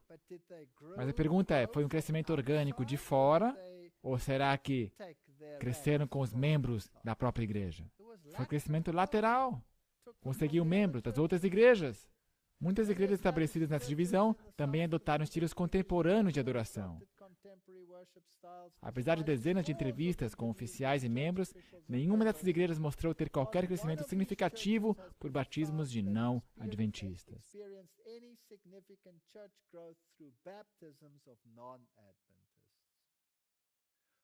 Todas seguiram o padrão das 5 igrejas plantadas, que em grande medida se constituíram por crescimento de transferência de outras igrejas adventistas. E hoje muitas delas nem são mais adventistas. Portanto, quais são os frutos? Será que houve uma conversão ou será que houve uma apostasia? Em Profetas e Reis cita, o Senhor declarou, ainda que Moisés e Samuel se pusessem diante de mim, não seria minha alma com este povo. Lança-os diante de minha face e saiam. E será que quando te disserem, para onde iremos? Dir-lhe-ás, assim diz o Senhor, os que para a morte, os que para a espada, os que para a fome, e os que para o cativeiro, para o cativeiro. Esta é a forma de resolver o problema. É uma forma triste de resolver o problema. Mas está vindo. O rei do norte está vindo. Haverá perseguição. Haverá uma grande sacudidura nesta igreja. Se cuide, para que você também não seja sacudido para fora. Profetas e Reis diz, uma recusa de ouvir o convite de misericórdia que Deus estava agora oferecendo, ataria sobre a impenitente nação os juízos que haviam caído sobre o reino do norte de Israel havia mais de um século antes. Se não me dares ouvidos para andares na minha lei, que pus diante de vós para que ouvisseis as palavras dos meus servos, os profetas, que eu vos envio madrugando e enviando, mas não ouvistes, então farei que esta casa seja como Siló. Uau! E farei dessa cidade uma maldição para todas as nações da terra. Jeremias 26, 4 a 6. Vamos dar uma olhada nisso. Os que estavam no pátio do templo ouvindo o discurso de Jeremias compreenderam claramente esta referência a Siló e aos tempos nos dias de Eli, quando os filisteus derrotaram Israel e levaram a Arca do Testamento. Fascinante. Os filisteus tinham tomado a Arca do Concerto e a colocaram no templo de Dagon, o deus que era um peixe com cabeça humana e tinha sacerdotes também, e tentaram submeter as leis de Deus ao Deus Sol, a essa divindade de peixe. Da mesma forma, o rei do norte capturou a lei de Deus e a pôs no seu templo de Dagon e a submeteu à sua divindade. E sim, é possível que mesmo Israel seja roubado de sua lei. Os pecados de Eli tinham consistido em passar por alto a iniquidade dos seus filhos no sagrado ofício, bem como os males prevalecentes através da terra. Nós não podemos fechar um olho para essas coisas. Israel havia pensado em vão que, não obstante suas pecaminosas práticas, a presença da arca assegurar-lhes-ia a vitória sobre os filisteus. Não vai funcionar. Não há salvação por arca. Há salvação pela graça. Salvação por graça. A verdade não nos vai salvar. Uma relação com Cristo nos vai salvar. Conversão intelectual não é suficiente. Que lição é esta a homens em posição de responsabilidade hoje na Igreja de Deus? Você reconhece como o Espírito de Profecia consistentemente aplica o princípio tipológico? Isso é bíblico, isso aí não é forçado. Isso não é apelação, forçação das analogias. Isso aí tem base no Espírito de Profecia. E a minha crença pessoal é que se você não pode usar o profeta para exegese, então quem que você pode usar para exegese? Que solene advertência quanto à necessidade de tratar-se fielmente os erros que levam desonra à causa da verdade. Que ninguém que declare ser depositário da lei de Deus lisonjeie-se a si mesmo com o pensamento de que a deferência que externamente mostrarem para com os mandamentos de Deus os preservará da aplicação da justiça divina. Que ninguém se recuse a ser reprovado pela prática do mal, nem acuse os servos de Deus por serem demasiadamente zelosos em procurar limpar o campo de obras maléficas. Um Deus que odeia o pecado apela aos que se declaram guardadores de sua lei a se afastarem de toda iniquidade. A negligência em se arrepender e render voluntária obediência acarretará sobre homens e mulheres hoje tão sérias consequências como as que vieram sobre o antigo Israel. Aí está a tipologia. Jeremias foi ridicularizado, castigado, tratado com malícia, foi aprisionado. Por que profetizaste no nome do Senhor, dizendo, como Siló será esta casa? Por que você fez isso?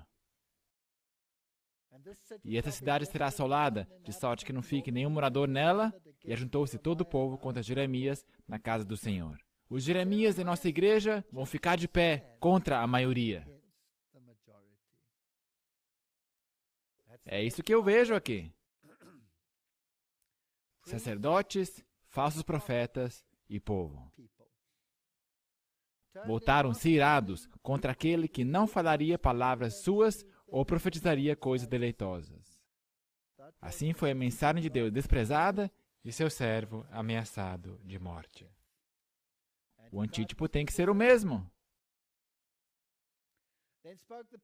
Então falaram os sacerdotes e os profetas e os príncipes e a todo o povo, dizendo: este homem é réu de morte, porque profetizou contra esta cidade, como vistes com os vossos ouvidos.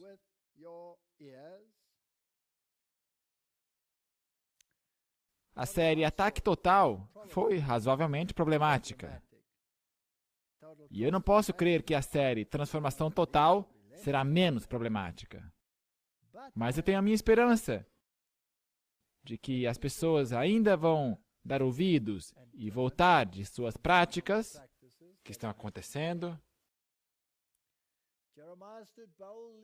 Mas Jeremias permaneceu ousadamente perante os príncipes e o povo, declarando: o Senhor me enviou a profetizar contra esta casa e contra esta cidade todas as palavras que ouvistes. Agora, pois, melhorai os vossos caminhos e as vossas ações, e ouvi a voz do Senhor vosso Deus, e arrepender-se ao Senhor do mal que falou contra vós. Há Jeremias por toda a igreja. Temos que começar a nos levantar. Quanto a mim, eis que estou nas vossas mãos. Fazei de mim conforme que for bom e reto aos vossos olhos. Se as laranjas caem, então tem que cair, e que caiam logo. Sabei, porém, com certeza, que se me matares a mim, trarei sangue inocente sobre vós, e sobre esta cidade, e sobre seus habitantes, porque na verdade o Senhor me enviou a vós para dizer aos vossos ouvidos todas estas palavras.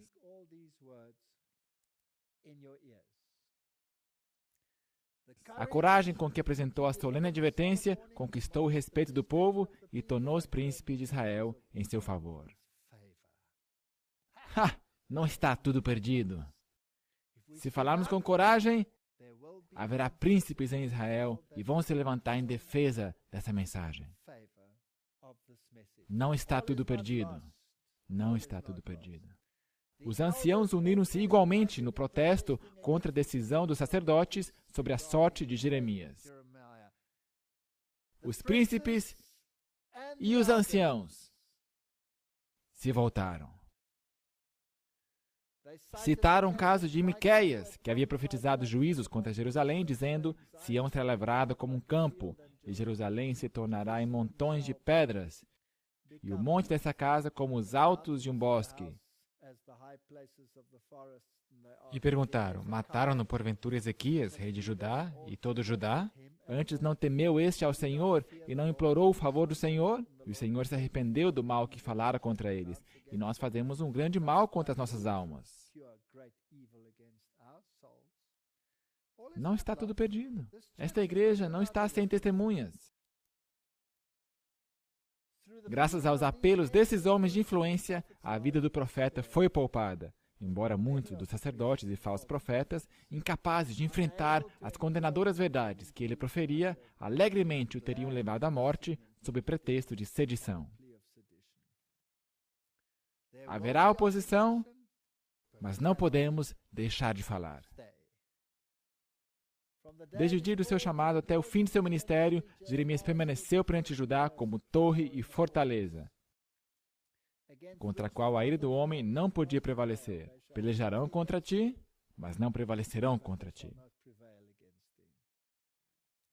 Esta mensagem vai até o final. Jeremias era de natureza tímida e recolhida. Ele ansiava pela paz e quietude de uma vida de retraimento. Ansiava por uma vida de retraimento. Ai, Senhor. Oxalá minha cabeça se tornasse em águas e os meus olhos uma fonte de lágrimas, ele lamentava. Então choraria de dia e de noite os mortos da filha do meu povo. Oxalá tivesse no deserto uma estalagem de caminhantes, então deixaria o meu povo e me apartaria dele. Seria tão bom se eu tivesse paz. Davi sentiu mesmo. Quem dera se eu tivesse asas como um pombo, para que eu pudesse voar para longe. Cruéis eram os motejos que ele fora chamado a suportar. Fui feito um objeto de escárnio para todo o meu povo, ele declarou. E sua canção todo dia. Sirvo de escárnio todo dia, cada um deles zomba de mim. Todos meus familiares aguardam meu manquejar. Lá vai ele, quem sabe ele vai escorregar naquela casca de banana lá. Nós vamos nos vingar dele. Olha lá, ele vai cometer algum erro em certa altura. Mas todo dia ele era fortalecido por Deus. E esse é o nosso privilégio. Se nós fazemos o que é correto, Deus nos susterá. Se tropeçarmos, Ele nos susterá. Não é do homem o seu caminho, nem do homem que caminha o dirigir seus passos. Ele aprendeu a orar: castiga-me, Senhor, mas com medida, não na tua ira, para que não me reduzas a nada. Nós cometemos erros, todos nós cometemos erros. A Senhora White continua: quando é chamado a beber o cálice da tribulação e tristeza, e quando em sua miséria era tentado a dizer: já pereceu a minha força, como também a minha esperança no Senhor, recordava então as providências de Deus em seu favor, e triunfalmente exclamava: as misericórdias do Senhor são a causa de não sermos consumidos, porque as suas misericórdias não têm fim. Novas são a cada manhã, grande é a tua fidelidade. Nós temos que nos lembrar das boas coisas que o Senhor tem feito por nós. E nós temos que falar frequentemente das boas coisas que nos acontecem, para que sejamos sustidos. O misericordioso propósito de Deus em espalhar a impenitente Judá entre as nações da terra. E não somente eles mesmos, o povo de Deus, deviam aprender a lição de obediência e confiança. Nos lugares do seu exílio, deviam também repartir com outros o conhecimento do Deus vivo. Muitos dentre os filhos dos estrangeiros deviam aprender a amá-lo como seu Criador e seu Redentor. Deviam começar a observância do seu santo dia de sábado como um memorial de seu poder criador. Muitos desses conversos do paganismo desejariam unir-se inteiramente com os israelitas e acompanhá-los no seu retorno à Judéia. Nenhum desses deveria dizer: de todo me apartará o Senhor do seu povo. Se você se levantar, você verá milhares vindo a esta igreja. A colheita está madura. Estão aí fora sentados. Conhecerão a verdade. As pedras clamarão. E aos filhos dos estrangeiros que se chegarem ao Senhor para o servirem e para amar o nome do Senhor, Deus diz: os festejarei na minha casa de oração. Não dirão mais que sou uma árvore seca.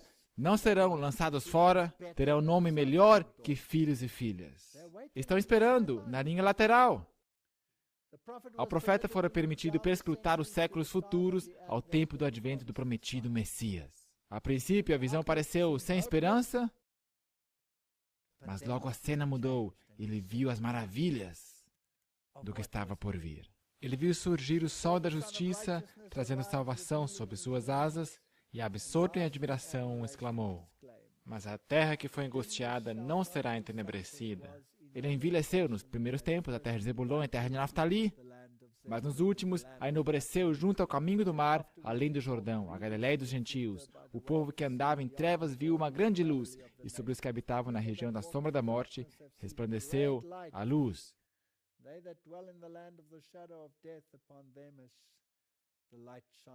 Profetizou o profeta Isaías. Esta gloriosa luz do mundo devia levar a salvação a cada nação, tribo, língua e povo. Não é esta a nossa missão? Esta é a nossa missão.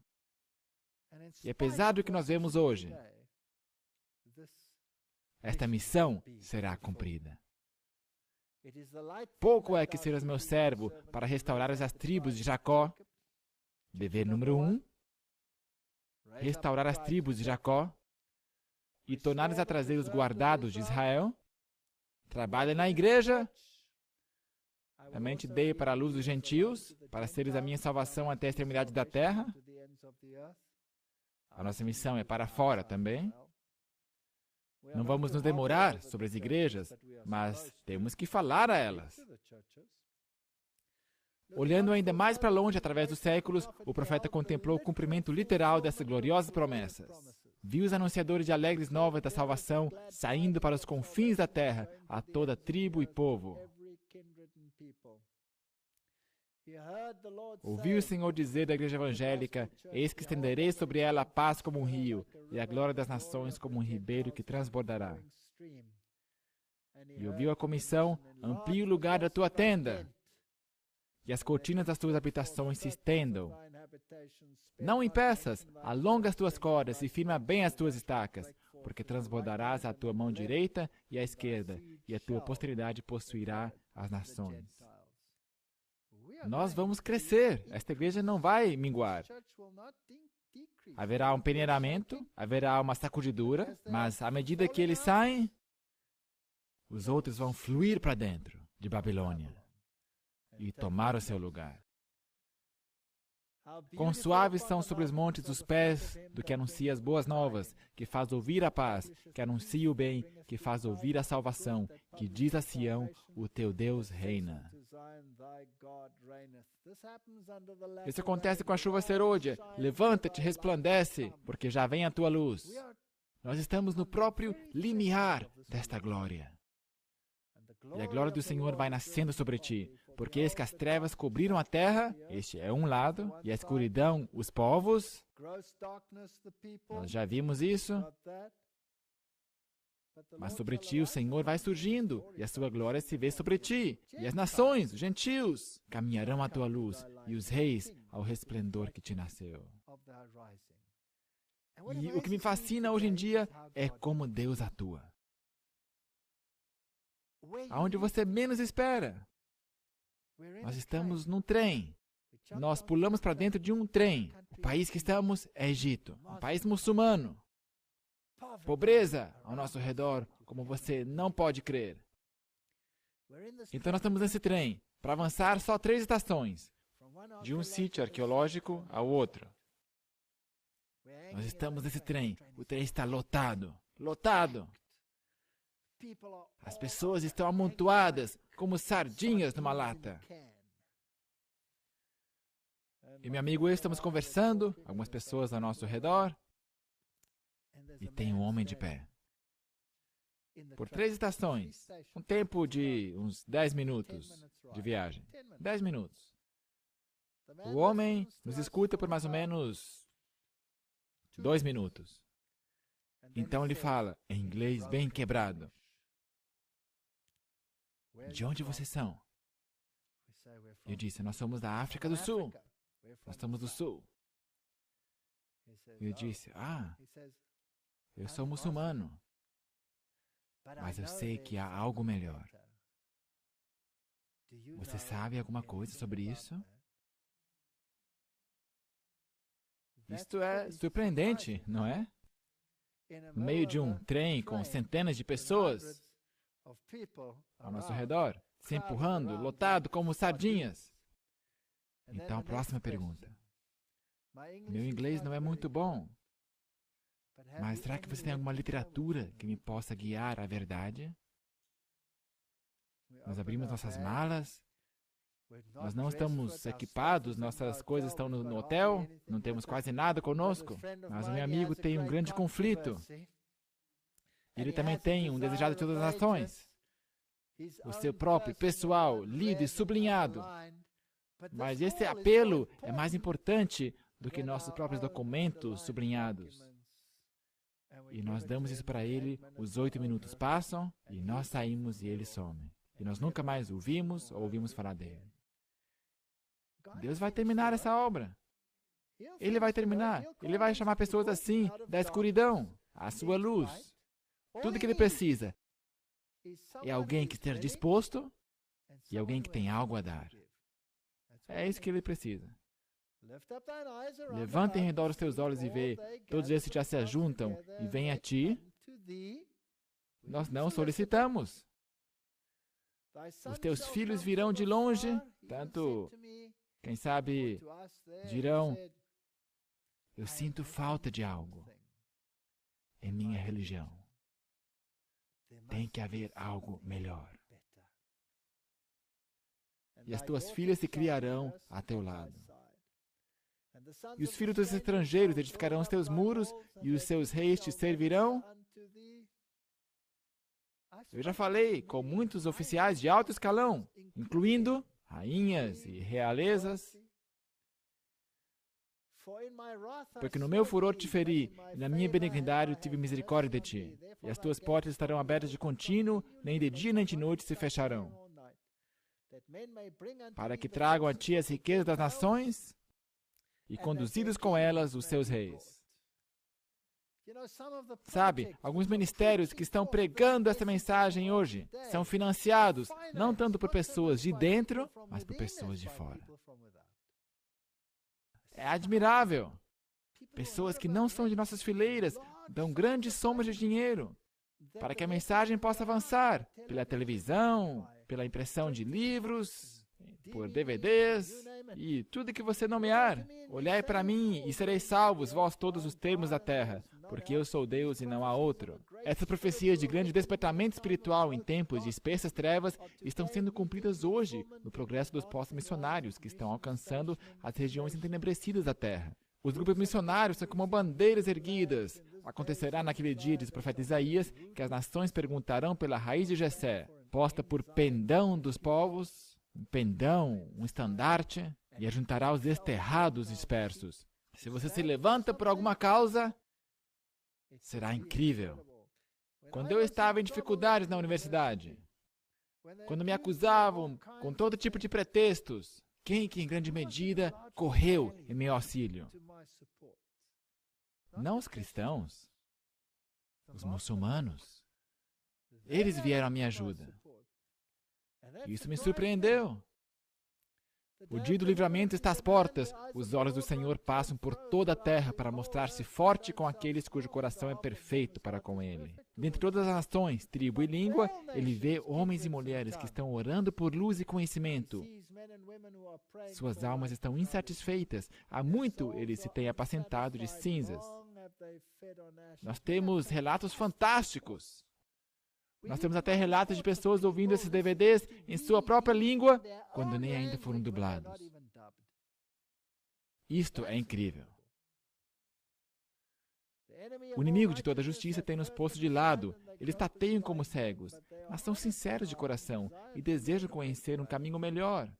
Embora nas profundezas do paganismo, sem qualquer conhecimento da lei escrita por Deus, nem de seu Filho Jesus, têm eles revelado de muitas maneiras a operação de um poder divino na mente e no caráter. Às vezes, os que não têm conhecimento de Deus, além daquele que receberam sob a operação da graça divina, têm sido bons para com os servos do Senhor, protegendo-os com o risco da própria vida. Deus nota todas essas ações. Ele tem o seu povo aí fora. O divino plano de salvação é amplo bastante para abranger o mundo todo. Deus anseia por insuflar na prostrada humanidade o fôlego da vida. O despertamento que nós vemos na Índia, nós vemos na China, nós vemos na Coreia, nós vemos nos países da antiga União Soviética, os países que já foram comunistas, nós vemos despertamento na América do Sul. Isso aí são tudo sinais de que em breve milhares virão a esta igreja. Tirar-se-ia preso do valente, ou os presos justamente escapariam? Mas assim diz o Senhor, por certo que os presos se tirarão do valente, e a presa do tirano escapará. Tornarão atrás e confundir-se-ão de vergonha os que confiam em imagem de escultura e dizem às imagens de fundição, vós sois nossos deuses. Bem-aventurado aquele que tem o Senhor de Jacó por seu auxílio, e cuja esperança está posta no Senhor seu Deus. A todo coração sincero em terras pagãs, o justo à vista do céu, nasce luz nas trevas. Guiarei os cegos por um caminho que nunca conheceram, fá-los-ei caminhar por veredas que não conheceram. Tornarei as trevas em luz perante eles, e as coisas tortas farei direitas. Que privilégio fazer parte desse movimento final. Portanto, o Espírito e a noiva dizem, vem. Por favor, note, o Espírito e a noiva, Deus tem uma igreja. E esta igreja vai terminar a obra, a despeito da situação em que se encontra. E quem ouve, diga, vem. E quem tenha sede, venha. E quem quiser, tome de graça da água da vida. Que Deus nos ajude para entender as tipologias, para que melhor entendamos a situação da igreja, para não estar tão desencorajado. Porque sim, está escuro, mas há uma luz. E em breve os tabuleiros serão virados. E pela graça de Deus, muitos nessa igreja estarão de pé. E aqueles que não ficarem serão substituídos. Que Deus nos ajude em nome de Jesus. Amém.